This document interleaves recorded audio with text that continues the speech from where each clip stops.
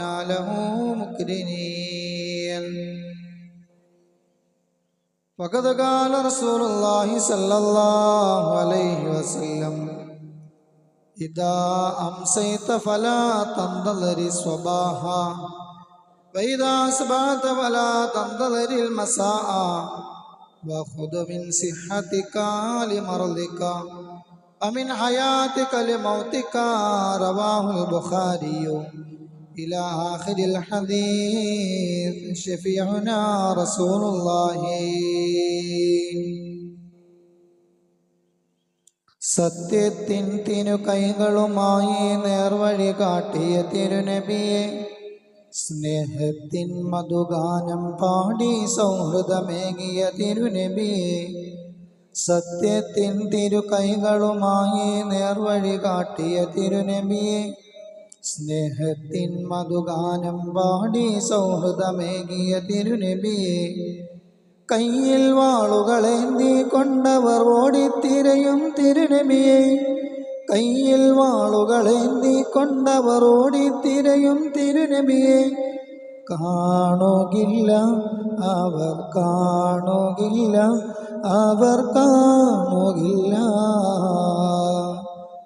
കലിമത്തിൻ തൗഹീദിൻ വിപ്ലവ കാഹളമോദിയ തിരുനബിയെ, കരുണാനിധിയാം റബ്ബിൻ കൽപ്പന പാരിലുയർത്തിയ തിരുനബിയെ, കലിമത്തിൻ തൗഹീദിൻ വിപ്ലവ കാഹളമോദിയ തിരുനബിയെ, കരുണാനിധിയാം റബ്ബിൻ കൽപ്പന പാരിലുയർത്തിയ തിരുനബിയെ, കാടും മേടും താണ്ടി കൊണ്ടവർ ഓടിത്തിരയും തിരുനബിയെ, കാടും മേടും താണ്ടി കൊണ്ടവർ ഓടിത്തിരയും തിരുനബിയെ, കാണുകില്ല അവർ കാണുകില്ല അവർ കാണുകില്ല. ബഹുമാന ആദരവുകൾ നിറഞ്ഞ മുഅ്മിനീങ്ങളെ, അള്ളാഹുവിൻ്റെ അതിമഹത്തായ അനുഗ്രഹം കൊണ്ട് പരിശുദ്ധമായ ദിവസത്തിൽ നാം ഇവിടെ ഒരുമിച്ച് കൂടി. ഇതുപോലെ നാളെ അള്ളാഹുവിൻ്റെ അനുഗ്രഹീത സ്വർഗത്തിലും അള്ളാഹു നമ്മെ എല്ലാവരെയും ഒരുമിച്ച് കൂട്ടി അനുഗ്രഹിക്കുമാറാവട്ടെ. നമ്മിൽ നിന്ന് വന്നുപോയ എല്ലാ പാപങ്ങളും കുറ്റങ്ങളും ദോഷങ്ങളും എല്ലാം അള്ളാഹു വിട്ടുപുറത്ത് മാപ്പാക്കി തന്ന് അനുഗ്രഹിക്കുമാറാവട്ടെ. AC ബുദ്ധിമുട്ടില്ലാത്ത എല്ലാവരും ഇങ്ങോട്ട് കയറിയിരുന്നേ. അപ്പുറത്തെ പള്ളിയിൽ നിന്ന് മക്കളൊക്കെ ഇന്ന് വെളുപ്പാങ്കാലത്ത് 4 മണിക്കാണ് കളക്ടർ പടത്തമില്ലെന്ന് അറിയിച്ചത്. സുബൈക്ക് എണിച്ചപ്പോഴാണ് എല്ലാവരും കാണുന്നത്. ഈ ആഴ്ചയിൽ ആകെ ഒരൊറ്റ ദിവസം പഠിത്തം ഉണ്ടായിരുന്നുള്ളൂ. ബാക്കിയുള്ള ദിവസങ്ങളൊക്കെ മക്കൾ 8 മണി 9 മണി 10 മണിയൊക്കെ ആകുമ്പോൾ എണീക്കുന്നത്. 12 മണിയായാലും എണീക്കില്ലാത്ത മക്കളുണ്ട്. പക്ഷെ ഇവിടുത്തെ മക്കൾ അങ്ങനെയല്ല. ഇവിടെ നല്ല കറക്റ്റ് സുബൈക്ക് എല്ലാ മക്കളും ഇവിടെ പള്ളിയിലുണ്ടാവും. പള്ളിയുടെ പരിസരത്തുള്ള എല്ലാ മക്കളും കൊച്ചുമക്കളൊക്കെ പള്ളിയിൽ വരും. പള്ളിയിൽ വരുന്നതിന് കുഴപ്പമില്ല, നല്ല അച്ചടക്കം ഉണ്ടാകും. ഇത് അള്ളാഹിൻ്റെ വീടാണ്. അള്ളാഹുവിൻ്റെ വീടെന്ന് പറഞ്ഞാൽ ഇതുപോലെ ബറക്കത്തും അനുഗ്രഹവും ചൊരിയുന്ന ഒരു വീട് ദുനിയാവിലില്ല. കഴിഞ്ഞ ആഴ്ച നമ്മളൊരു വീടിനെ കുറിച്ച് പറഞ്ഞു. ഈ ദുനിയാവിലെ ഏറ്റവും ദുർബലമായ വീട് അത് എട്ടുകാലിയുടെ വീടാണ്. ഒരുപാട് വീടുകൾ ഖുർആനിൽ പരാമർശിക്കുന്നുണ്ട്. ആദ സമൂഹങ്ങൾ വീടുണ്ടാക്കിയിരുന്നത് പാറകൾ തുരന്നാണ്. അവരുടെ കൈകൾക്ക് ഇരുമ്പിൻ്റെ ശക്തിയായിരുന്നു. അവർ ഇങ്ങനെ പാറകൾ തുരന്ന്, നമ്മൾ മണലിൽ കുട്ടികൾ വീടുണ്ടാക്കുന്നത് പോലെ പാറകൾ തുരന്ന് വീടുണ്ടാക്കാൻ കഴിവുള്ളവരായിരുന്നു ആദ സമൂഹം. പക്ഷേ വീടുകളിൽ അല്ലാഹു തആലക അഹബ്ബുൽ ബിലാദി ഇലല്ലാഹി മസാജിദുഹ, നാടുകളിലുള്ള അല്ലാഹു തആലക്ക് ഏറ്റവും ഇഷ്ടം, അഹബ്ബുൽ ബിലാദി, നാടുകളിൽ അല്ലാഹു തആലക്ക് ഏറ്റവും ഇഷ്ടം മസാജിദുഹ, നാട്ടിലെ പള്ളികളാണ്. പള്ളിയോട് കളിച്ച ഒരാളും ഇന്നേ വരെ വെറുതെ ആയിട്ടില്ല. ഒരു പള്ളിയോടും ഒരു തൈക്കാവിനോടും ഒരു നിസ്കാരപ്പള്ളിയോടും കളിക്കാൻ നിൽക്കരുത്. അത് അള്ളാഹുവിൻ്റെ വീടുകളാണ്. ഭൂമിയിലുള്ളവർ ആകാശത്തിലേക്ക് നോക്കുമ്പോൾ നക്ഷത്രങ്ങൾ ഇങ്ങനെ രാത്രി സമയത്ത് മിന്നി നിൽക്കുന്നത് കാണാറില്ലേ? ഇതുപോലെയാണ് മലക്കുകൾ ആകാശത്ത് നിന്ന് ഭൂമിയിലേക്ക് നോക്കുമ്പോൾ പ്രകാശിക്കുന്ന ഓരോ പോയിന്റുകൾ കാണാം. അത് അള്ളാഹിൻ്റെ പള്ളികളാണ്, നബി മുഹമ്മദ് മുസ്തഫ. അപ്പം അതുകൊണ്ട് പള്ളിയിൽ വരുമ്പോൾ അതിൻ്റെ അച്ചടക്കം എല്ലാ മക്കളിലും ഉണ്ടാവണം. മക്കൾ വരുമ്പോൾ എല്ലാവരും കൂടി ഇവിടെ വരുമ്പോൾ മക്കളെല്ലാം ഒരു സൈഡിലായിരിക്കും. നിസ്കരിക്കുമ്പോൾ അവിടെ മാന്തി ഇവിടെ മാന്തി, അപ്പുറമുള്ളവർക്ക് നിസ്കരിക്കാൻ ബുദ്ധിമുട്ട്. അപ്പം അതെല്ലാം എല്ലാ മക്കളും ശ്രദ്ധിക്കണം. നമ്മുടെ ഇവിടെയുള്ള കൂടുതലും പല സ്ഥലങ്ങളിലും നമ്മൾ കണ്ടിട്ടുണ്ട്. തറാവിക്കെന്നൊക്കെ പറഞ്ഞ് വീട്ടിൽ നിന്ന് പോരും. അവസാന റക്കാത്തിൽ ഇമാം സുജൂദിലേക്ക് പോകുമ്പോൾ പുറയിൽ വന്ന് കൈയിട്ട് അസ്സലാമു അലൈക്കും വറഹ്മത്തുള്ളാഹി അതേ കിടക്കുന്നു, തീർന്ന്. ഇവിടെ അങ്ങനെയുള്ള മക്കളൊന്നുമല്ല, നല്ല മക്കളാണ്. അപ്പം അതുകൊണ്ട് വരുന്നവര് സഫ് പൂർത്തീകരിച്ച് വെള്ളിയാഴ്ചത്തെ ആദ്യത്തെ സഫിൻ്റെയൊക്കെ ശ്രേഷ്ഠത, ആദ്യത്തെ അഫ്ളലുൽ ജമാഅത്തി സലാത്തുൽ ജുമുഅയാണ്. ഏറ്റവും ശ്രേഷ്ഠമായ ജമാഅത്തിനാണ് നമ്മൾ വന്നിരിക്കുന്നത്. നിങ്ങൾ സുബഹിക്ക് വരുന്നതിനേക്കാളും ഇശാക്ക് വരുന്നതിനേക്കാളും ഈ ആഴ്ച നിങ്ങൾ വന്നതിൽ ഏറ്റവും ശ്രേഷ്ഠമായ ജമാഅത്ത് അത് ജുമാ നിസ്കാരത്തിൻ്റെ ജമാഅത്താണ്. അപ്പം ആ ജമാഅത്തിന് വരുമ്പോൾ നല്ല വെള്ളയൊക്കെ ഇട്ട് നല്ല വസ്ത്രങ്ങൾ ധരിച്ച്, എല്ലാ പള്ളിയിലും ഒരു കൊട്ടയുണ്ടാകും, ഒരു തൊപ്പിയൊക്കെ വച്ചിരിക്കണ കൊട്ട. ഇവിടെ അത് പെയിൻ്റ് അടിച്ച് പിടുത്ത വെള്ളക്കളഞ്ഞെന്ന് എനിക്ക് തോന്നുന്നത്. ഇവിടെ അങ്ങനെയൊന്നും കണ്ടിട്ടില്ല. എല്ലാവരും വീട്ടിൽ നിന്ന് തൊപ്പി കൊണ്ടുവരുന്ന അതിൻ്റെ അർത്ഥം. ഇവിടെ എൻ്റെ പൊന്നുസ്താദ് അതിൻ്റെ ആവശ്യമൊന്നുമില്ല. ഇവിടെ ഞങ്ങളുടെ ഒരു വീട്ടിൽ 2-3 തൊപ്പി വെച്ച് ഞങ്ങളുടെ വീട്ടിൽ കൂടെ ഉണ്ട്. പിന്നെ എന്തിനാ പള്ളിയിലെ തൊപ്പി? അത് ഒരാൾ വെച്ച് അടുത്ത ആൾ വെച്ച് പിന്നെ വെച്ച് മാറി വെച്ച് തലയിൽ വെളിച്ചെണ്ണയുടെ മണം. അപ്പം അതുകൊണ്ട് ഇവിടെയുള്ള മക്കൾക്കൊന്ന് 2-3 തൊപ്പികളുള്ളതുകൊണ്ട് എല്ലാവരും വീട്ടിൽ നിന്ന് തൊപ്പിയൊക്കെ വെച്ചുകൊണ്ട് വരണം. ഇവിടെ പിന്നെ പെയിൻ്റ് അടിച്ച് പിടുത്ത് കളഞ്ഞാന്ന് തോന്നുന്നു. ഒരു കുട്ടിയെടുത്ത് ചോദിച്ചപ്പോൾ നേരത്തെ ഉണ്ടായിരുന്നു ഉസ്താദ്, ഇപ്പം കാണാറില്ല. അപ്പോൾ പള്ളിയിൽ വരുമ്പോൾ നമ്മൾ അതിൻ്റേതായ ബഹുമാനവും അച്ചടക്കവും ആദരവും. പള്ളിയിൽ ശബ്ദം ഉണ്ടാക്കുന്നവൻ്റെ വീട്ടിൽ ദാരിദ്ര്യം ഉണ്ടാവുന്ന. പള്ളിയിൽ ശബ്ദമുയർത്തി ഭൗതികമായ ഒരു കാര്യവും പറയാൻ പാടില്ല. ജനങ്ങൾക്ക് ഉപദേശങ്ങളും നിർദ്ദേശങ്ങളും ക്ലാസ്സുകളും ഇസ്ലാമികമായ കാര്യങ്ങളല്ലാതെ ഭൗതികമായ ഒന്നും പള്ളിയിൽ പറയാൻ പാടില്ല. ഒരു സത്യവിശ്വാസി പള്ളിയിലായിരിക്കുമ്പോൾ ഒരു വെള്ളത്തിലെ മത്സ്യത്തെ പോലെ ആയിരിക്കണമെന്നാണ്. ഒരു അക്വേറിയത്തിൽ കിടക്കുന്ന മത്സ്യത്തെ നിങ്ങളൊന്ന് ശ്രദ്ധിച്ചു നോക്കൂ. എത്ര സന്തോഷത്തിലും സമാധാനത്തിലുമാണ് ആ മത്സ്യങ്ങൾ ഇങ്ങനെ നടക്കുന്നത്, അല്ലേ? ചെറിയൊരു അക്വേറിയം ഈ വലിപ്പം ഉണ്ടാവുള്ളൂ. പക്ഷെ അവരുടെ ലോകത്ത് അവരെത്ര സന്തോഷവാനാണ്.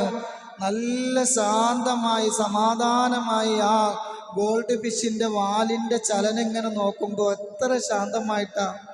ഇതുപോലെയാണ് ഒരു സത്യവിശ്വാസി പള്ളിയിലായിരിക്കുമ്പോൾ വെള്ളത്തിലെ മത്സ്യത്തെ പോലെയും ഒരു കപട വിശ്വാസി പള്ളിയിലായിരിക്കുമ്പോൾ കൂട്ടിലകപ്പെട്ട പക്ഷിയെ പോലെയുമാണ് നബി മുഹമ്മദ് മുസ്തഫ. കൂട്ടിലകപ്പെട്ട പക്ഷിയുടെ അവസ്ഥ എന്താണ്? അതിനെങ്ങനെയെങ്കിലും ഒന്ന് വെളിയിൽ കടക്കണമെന്നാണ്. വയനാട് ദുരന്തത്തിൽ ഒരു കുടുംബത്തെ രക്ഷിച്ചത് അവരുടെ തത്തയാണ്. ആ തത്ത ദുരന്തങ്ങൾ വരുന്നതിന് മുമ്പ് എല്ലാ ദിവസവും ആ തത്തയുടെ പതിവെന്താണെന്നറിയുമോ? കിടക്കാൻ നേരത്തെ വീട്ടുകാരൻ അതിൻ്റെ കൂട് വീടിൻ്റെ ഉള്ളിലേക്ക് എടുത്തു വയ്ക്കും. സ്വിച്ച് ഓഫ് ചെയ്ത് എല്ലാവരും കിടന്നുറങ്ങിയാൽ പിന്നെ പ്രഭാതം വരെ ആ തത്ത മിണ്ടാറില്ല, പിന്നെ ആ തത്ത സംസാരിക്കാറില്ല, പിന്നെ ആ തത്ത ഒച്ച ഉണ്ടാക്കാറില്ല. വയനാട് കഴിഞ്ഞ വർഷം നടന്ന ദുരന്തമെന്നത് പാതിരാത്രി 1 മണി സമയത്താണ്. ഈ സമയം മുന്നിൽ കണ്ടുകൊണ്ട് വീട്ടിൽ വളർത്തിയ തത്തയുണ്ടല്ലോ, പാതിരാത്രി സമയം മണിക്കൂറുകൾക്ക് മുമ്പ്, ദുരന്തം വരുന്നതിൻ്റെ മണിക്കൂറുകൾക്ക് മുമ്പ് അതെന്താണ് ശബ്ദമുണ്ടാക്കാൻ തുടങ്ങി. ലേറ്റ് കടത്തിയാൽ പിന്നെ ഒന്നും മിണ്ടൂലാത്ത തത്തയാണ്. പക്ഷേ ദുരന്തം ഉണ്ടാകുന്നതിന് മുമ്പ് അത് പതിവില്ലാത്ത ശബ്ദം ഉണ്ടാക്കി. വീട്ടിലുള്ള ഭർത്താവ് ചോദിച്ചു, നീ ഇന്നതിന് ഭക്ഷണം കൊടുത്തില്ലേ? ഭക്ഷണം കൊടുത്തല്ലോ. ശബ്ദമുണ്ടാക്കിയപ്പോൾ വീട്ടുകാരൻ ശ്രദ്ധിക്കാതിരുന്നപ്പോൾ അതിൻ്റെ ഓരോ തൂവലുകൾ അതിങ്ങനെ പറിച്ച് നിലത്തിടാൻ തുടങ്ങി. തൂവലുകൾ പറിച്ച് നിലത്തിടാൻ തുടങ്ങിയപ്പോൾ വീട്ടുകാർക്ക് മനസ്സിലായി ഇതിലെന്തോ അപകടം ഒളിച്ചിരിക്കുന്നുണ്ട്. അങ്ങനെ ആ വീട്ടുകാരൻ അതാ പാതിരാത്രി സമയത്ത് 1 മണിക്ക് മുമ്പ് തന്നെ ഡോക്ടറെ വിളിച്ചപ്പോൾ പറഞ്ഞു, എന്തോ അപകടം മണക്കുന്നുണ്ട്, രക്ഷപ്പെടുക. ഉടനെ തന്നെ ആ കുടുംബം, അതാ 2 മക്കളടങ്ങുന്ന ഭാര്യ അടങ്ങുന്ന ആ കുടുംബം ഒരു തത്തയുടെ മുന്നറിയിപ്പ് എന്താണ് സ്വീകരിച്ചുകൊണ്ട് അവിടെ നിന്ന് രക്ഷപ്പെടുമ്പോൾ നിമിഷങ്ങൾക്കകം ആ പ്രദേശം മുഴുവനും മലവെള്ളപ്പാച്ചിലിൽ ഒഴിഞ്ഞു പോയത് നമ്മൾ ദൃശ്യമാധ്യമങ്ങളിലൂടെ കണ്ടവരാണ്. അപ്പൊ ഒരു സത്യവിശ്വാസി പള്ളിയിലാണെങ്കിൽ വെള്ളത്തിലെ മത്സ്യത്തെ പോലെയായിരിക്കണം അവന്റെ മനസ്സ്. ഒരു കപട വിശ്വാസിയാണെങ്കിൽ ഒരു കൂട്ടിലകപ്പെട്ട പക്ഷിയെ പോലെയാണ്. എപ്പോഴാ ഒന്ന് പുറത്തിറങ്ങാം. എന്തോരം തീറ്റ കൊടുത്താലും ഭക്ഷണം കൊടുത്താലും ആ കിളികൾക്ക് ലവ് ബേഡ്സിനെ വരെ തീർത്ത് അറിയാൻ പറ്റും. ലവ് ബേഡ്സ് കിളികളെ വളർത്തിയവർക്ക് അറിയാൻ പറ്റും. എത്ര തീറ്റ കൊടുത്താലും, എത്ര നല്ല കൂടുണ്ടാക്കി, എത്ര പൈസ ചെലവഴിച്ചാലും കൂട് തുറന്ന് അപ്പ ഈ സാധനം പുറത്തെടുക്കും. അല്ലാഹു തആല തന്ന നിഅമത്താണ്, അനുഗ്രഹമാണ്. ലോകത്തിന്നോളം അല്ലാഹു ചെയ്ത അനുഗ്രഹങ്ങളിൽ ഏറ്റവും നല്ല അനുഗ്രഹമായി മനുഷ്യൻ കണ്ടുപിടിച്ച ഇന്നോളം കണ്ടുപിടിച്ചതിൽ ഏറ്റവും ബൃഹത്തായത് വിമാനമാണ്. അല്ലേ? എത്രയോ അത്ഭുതമാണ്. റൈറ്റ് സഹോദരങ്ങൾ പറക്കുന്ന എഞ്ചിനതാ പണ്ടുണ്ടായിരുന്ന ആളുകൾ കാളവണ്ടികളിൽ 2 ചക്രമാണ് വച്ച് കെട്ടിയത്. കാളവണ്ടികളിൽ 2 ചക്രം വച്ച് കെട്ടിയപ്പോൾ ജനങ്ങൾ ചിന്തിച്ചു, എന്തുകൊണ്ട് ഇതിനകത്തൊരു മോട്ടർ വച്ച് ഫിറ്റ് ചെയ്തുകൂടാ?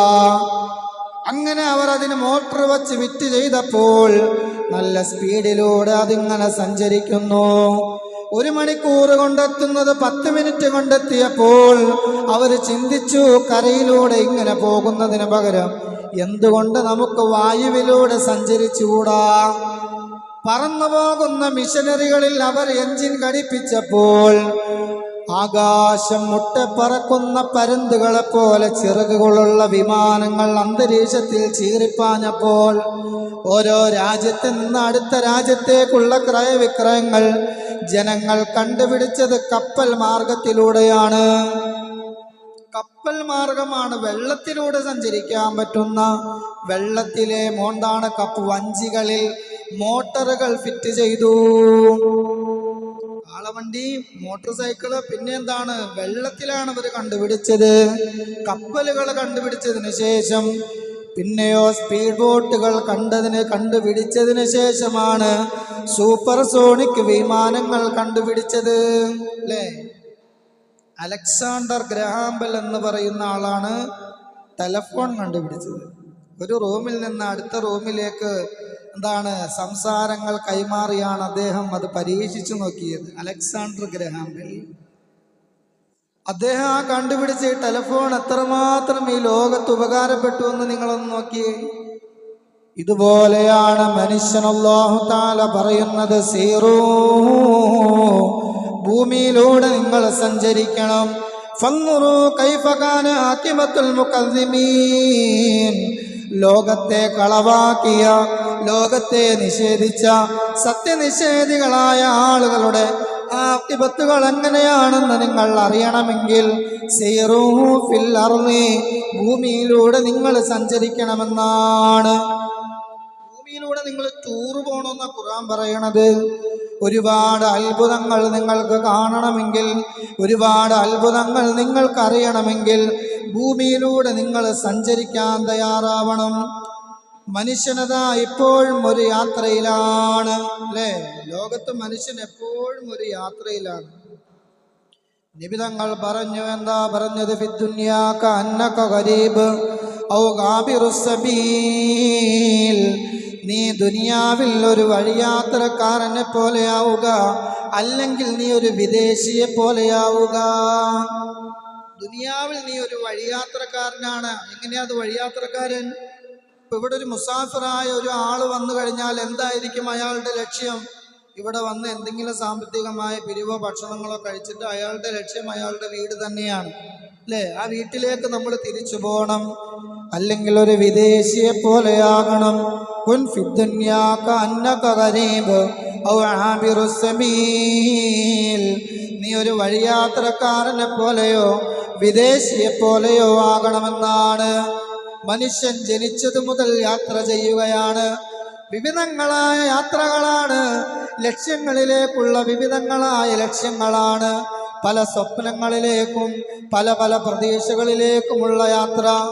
അല്ലേ? ചിലര് ഓടുന്നത് അന്നം തേടിയാണ്, ചിലർ തൊഴിൽ തേടിയാണ്, ചിലർ പോകുന്നത് വിദ്യ തേടിയാണ്, ചിലർ സമാധാനം തേടിയാണ്, മറ്റു ചിലർ പോകുന്നത് ആത്മീയത തേടിയാണ്.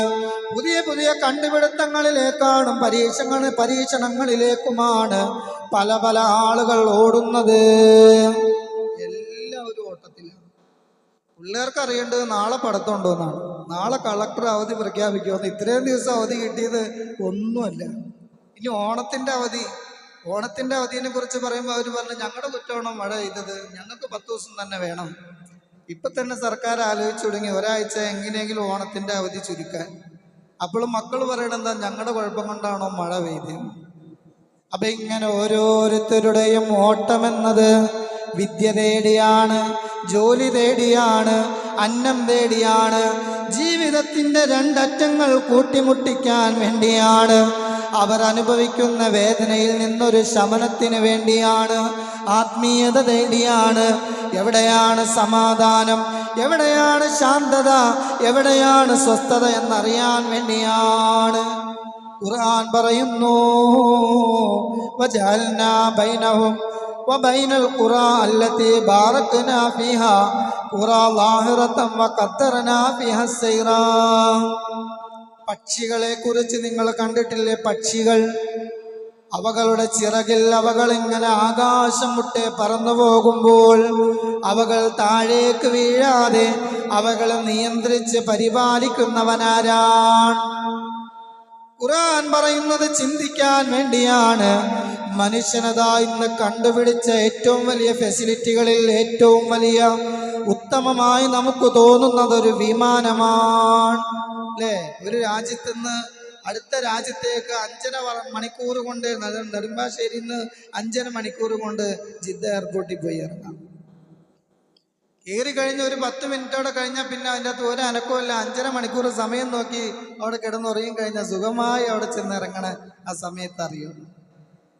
അപ്പൊ അതുകൊണ്ട് അല്ലാഹു തആല ഭൂമിയിലൂടെ പറയുന്നത്, ഖുർആനിലൂടെ പറയുന്നത് നിങ്ങൾ ചിന്തിക്കണം. പക്ഷിലതാദികളെ കുറിച്ച് നിങ്ങൾ ചിന്തിക്കണം. അഫലം യസീറു ഫിൽ അർളി, ഭൂമിയിലൂടെ സഞ്ചരിക്കുകയും ഭൂമിയെ കുറിച്ചും അതുപോലെ തന്നെ കാണുന്ന കാഴ്ചകളെ കുറിച്ചും നിങ്ങൾ ചിന്തിക്കണം. ഫതകൂന ലഹും ഖുലൂബുൻ യഖിലൂന ബിഹാ, ഒരുപാട് യാത്രകൾ ചെയ്യുമ്പോൾ വേദനാജനകമായ ആ അവസ്ഥകൾ നമുക്ക് കാണാൻ പറ്റും. ഫലസ്തീനിൽ കഴിഞ്ഞ ദിവസം ഒരു കെട്ടിടം പൊക്കി നോക്കിയപ്പോൾ 118 മൃതദേഹങ്ങളാണ് അതിൻ്റെ അടിയിൽ നിന്ന് കിട്ടിയത്. യുദ്ധത്തിൻ്റെ ഭീതിയിൽ എപ്പോഴോ തകർന്നു വീണ ആ കെട്ടിടത്തിൻ്റെ അവശിഷ്ടങ്ങൾക്കടിയിൽ നിന്നും 118 മൃതദേഹങ്ങൾ, കുട്ടികളുണ്ട്, പ്രായം ചെന്നവരുണ്ട്. അവർ തേടുന്നത് എന്താ? അവരുടെ ജീവന് വേണ്ടിയാണ് അവർ കേഴുന്നത്. മനുഷ്യനിങ്ങനെ ഓരോ മനുഷ്യനും പ്രഭാതമായാൽ അവരുടെ വിഭിന്നമായ വ്യത്യസ്തങ്ങളായ ചിന്തകളാണ്. അല്ലാഹു തആല എല്ലാ ചിന്തകളിലും അള്ളാഹുവിനെ ഓർത്തുകൊണ്ട് മുന്നേറാൻ നമുക്കെല്ലാം തൗഫീഖ് ചെയ്ത് അനുഗ്രഹിക്കുമാറാവട്ടെ. വരുന്നവരൊക്കെ അങ്ങോട്ട് കയറിയിരിക്കണം. നമ്മുടെ ഈ ഉസ്താദിൻ്റെ ഫ്രണ്ടിൽ തന്നെ ഒരു മനുഷ്യനില്ല. അപ്പം നമ്മുടെ പള്ളിയെ അലങ്കരിക്കുന്നതിൽ പെട്ടതാണ് അതിൻ്റെ സഫുകൾ പൂർത്തീകരിക്കുക എന്നത്. സഫിലുള്ള വിടവ് എങ്ങനെയാണെന്ന് വെച്ചാൽ, ഈ ആട്ടുംകുഞ്ഞ് അതിൻ്റെ കുഞ്ഞുങ്ങൾ അതിൻ്റെ അമ്മയുടെ അകട്ടിലേക്ക് ഓടി വരുന്നത് പോലെ സഫിൽ വിടവ് കാണുമ്പോൾ അവിടെ ഇബ്ലീസ് ഓടി വന്നിരിക്കുന്നു.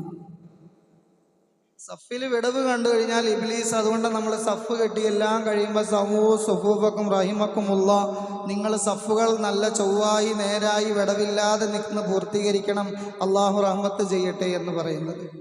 അള്ളാഹു തൗഫീഖ് ചെയ്യട്ടെ. നമ്മുടെ പള്ളിയിൽ വരുന്നവരുടെ ചെരുപ്പെങ്കിലും നനയാതിരിക്കുന്നതിന് വേണ്ടിയാണ് നമ്മൾ 1-2 ആഴ്ചകൾക്ക് മുമ്പ് സൂചിപ്പിച്ചു. ആ മദ്രസയുടെയും ഈ പള്ളിയോട് നിന്ന് ഇറങ്ങുന്ന സ്ഥലത്തേക്കും ഷീറ്റ് വർക്ക് ചെയ്യാം. ഒരു 10 അടി വീതിക്ക് കൃത്യമായി അങ്ങേയറ്റം മുതൽ ഇങ്ങേയറ്റം ഇവിടം വരെ, കാല് കഴുകുന്ന അവിടം വരെ ഭംഗിയായി ചെയ്യാനാണ് ആഗ്രഹിക്കുന്നത്. അതിലേക്ക് നിങ്ങൾക്ക് ആർക്കെങ്കിലും പ്രത്യേകമായി കൂലി കിട്ടുന്ന, ശാശ്വതമായി പ്രതിഫലം കിട്ടുന്ന ജാരിയായ സ്വതക്കയാണ്. പള്ളിയിൽ വരുന്നവരുടെ ആവശ്യങ്ങൾക്കും അവരുടെ വാഹനങ്ങളും ചെരുപ്പും മറ്റും നനയാതിരിക്കുന്നതിന് വേണ്ടിയാണ്. ആർക്കെങ്കിലും അതിന് കൊടുക്കാൻ താല്പര്യമുള്ളവരുണ്ടെങ്കിൽ പള്ളിയിലെ ഉസ്താദുമാരെയോ മാനേജ്മെൻറ്റിനെയോ പ്രത്യേകമായി കണ്ട് ഓർമ്മപ്പെടുത്തി അതൊരു ജാരിയായ സദഖയുടെ പ്രതിഫലം അത് കരസ്ഥമാക്കാൻ നിങ്ങൾ ശ്രമിക്കണമെന്ന് സാന്ദർഭികമായി ഉണർത്തുന്നു. ഒരു പൊന്നുമോൾ ഹോസ്പിറ്റലിൽ കഴിയുകയാണ്. അവരുടെ ബോഡിയിലെ ശരീരത്തിലെ ഹോർമോണുകളിൽ വേരിയേഷൻ വരുന്നത് കൊണ്ടും അതുപോലെ തന്നെ ഇതിനു മുമ്പ് ഒന്ന് രണ്ട് ചികിത്സകൾ നടത്തിയെല്ലാം ഭേദമായതാണെങ്കിൽ തന്നെയും ആ ഒരു ബുദ്ധിമുട്ട് കൊണ്ട് ഇപ്പോഴും ഹോസ്പിറ്റലിൽ കഴിയുകയാണ്. അവർക്ക് വേണ്ടി പ്രത്യേകമായി ദുആ ചെയ്യാൻ പറഞ്ഞിട്ടുണ്ട്. ആ പൊന്നുമോളുടെ അസുഖം എന്തായാലും അള്ളാഹു ശിഫയാക്കി കൊടുക്കുമാറാവട്ടെ. അള്ളാഹു താല കൗണ്ടിൻ്റെ കാരണം കൊണ്ട് വിഷമിക്കുന്ന ആ സഹോദരിയുടെ ആ പൊന്നുമകളുടെ എല്ലാ രോഗങ്ങളും ശിഫയാക്കി കൊടുക്കുമാറാവട്ടെ. ഒരു സഹോദരൻ 1000 രൂപ ഫലസ്തീൻ ദുരിതം അനുഭവിക്കുന്ന മുസ്ലിം ജനങ്ങൾക്ക് വേണ്ടി ദുആ ചെയ്യാനാണ്. മകൻ്റെ കല്യാണം നന്നായി ഹൈറായി നടക്കുന്നതിന് വേണ്ടി ദുആ ചെയ്യാൻ ഒരു സഹോദരൻ 5000 രൂപ. ഒരു 3 സ്വലാത്ത് സല്ലല്ലാഹു അലാ മുഹമ്മദ് സല്ലല്ലാഹു അലൈഹി വസല്ലം സല്ലല്ലാഹു അലാ മുഹമ്മദ് സല്ലല്ലാഹു അലൈഹി വസല്ലം അല്ലാഹുമ്മ സല്ലി അലാ മുഹമ്മദ് യാ റബ്ബി സല്ലി അലൈഹി വസല്ലം. അർഹമുർ റഹീമീനായ രാജസയ്യിദായ മലിക്കുൽ ജബ്ബാറായ റഹ്മാനെ, ഞങ്ങൾ ചൊല്ലിയ സ്വലാത്ത് നീ സ്വീകരിക്കണേ അല്ലാഹ്. അല്ലാഹുവേ, ഞങ്ങൾ ചൊല്ലിയ സ്വലാത്തിന്റെ ബറക്കത്ത് കൊണ്ട് ഞങ്ങൾക്ക് പള്ളിയിലേക്ക് തന്നൊരു സഹോദരൻ 1000 രൂപ തന്നു. ഫലസ്തീനിന്റെ പാവപ്പെട്ട മക്കളുടെ പ്രയാസങ്ങൾ നീ സലാമത്തിലാക്കണേ അല്ലാഹ്. അല്ലാഹുവേ, മുസ്ലിമീങ്ങൾ എവിടെയെല്ലാം പ്രയാസങ്ങൾ അനുഭവിക്കുന്നു അവിടെയെല്ലാം നിന്റെ സമാധാനവും ശാന്തിയും നീ എത്തിക്കണം റഹ്മാനെ. ലോക മുസ്ലിമീങ്ങളെ നീ വിജയിപ്പിക്കണം അല്ലാഹ്. അല്ലാഹുവേ, പൊന്നുമോന്റെ കല്യാണം വിജയിക്കുന്നതിന് വേണ്ടി 5000 രൂപ പള്ളിയിലേക്ക് സദഖ ചെയ്തു. നീ സ്വീകരിക്കണേ അല്ലാഹ്. അല്ലാഹുവേ, നീ കബൂലാക്കണേ അല്ലാഹ്. അല്ലാഹുവേ, ആ മകന്റെ കുടുംബജീവിതം നീ സന്തോഷത്തിലാക്കണം അല്ലാഹ്, റാഹത്തിലാക്കണം അല്ലാഹ്, ഖൈറായ ബന്ധമാക്കണം അല്ലാഹ്. എല്ലാവിധത്തിലുള്ള ഫിത്ന വസാദ് മുസീബത്തുകളും തൊട്ട് കാക്കണം അല്ലാഹ്. അല്ലാഹുവേ, ആ ബന്ധങ്ങളിൽ നീ ഖൈറും ബറക്കത്തും ചൊരിയണം റബ്ബേ. ഖൈറായ നിലക്കത് സംഘടിപ്പിക്കാനും അതിലേക്ക് ആളുകളെ ക്ഷണിക്കാനും തൗഫീഖ് ചെയ്യണം അല്ലാഹ്. അല്ലാഹുവേ, ഞങ്ങളുടെ മക്കളെ എല്ലാം നീ ഖൈറിന്റെ മക്കളാക്കണം അല്ലാഹ്. മാതാപിതാക്കളെ അനുസരിക്കുന്ന മക്കളാക്കണം അല്ലാഹ്. ദീനിന് ഉപകരിക്കുന്ന മക്കളാക്കണം അല്ലാഹ്.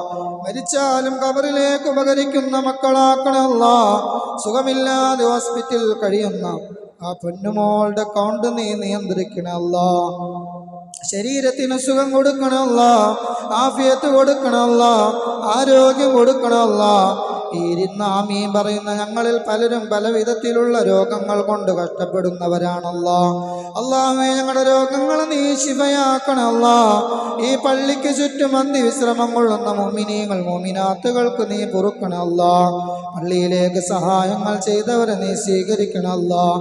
ഉസ്താദുമാർക്ക് ഭക്ഷണം കൊടുക്കുന്നവരുണ്ട്, കബൂലാക്കണേ അല്ലാഹ്. എന്തെന്തു രോഗമാണെങ്കിലും ശിഫയാക്കണം അല്ലാഹ്. എന്തെന്ത് മുറാദാണെങ്കിലും നീ ഹാസ്യലാക്കണം അല്ലാഹ്. അല്ലാഹുവേ, ഞങ്ങളുടെ മക്കളെ നീ കാക്കണം അല്ലാഹ്. അല്ലാഹുവേ, അപകടങ്ങൾ, പെടുമരണങ്ങൾ, ആകസ്മിക മരണങ്ങളെല്ലാം തട്ടി നീക്കണം അല്ലാഹ്.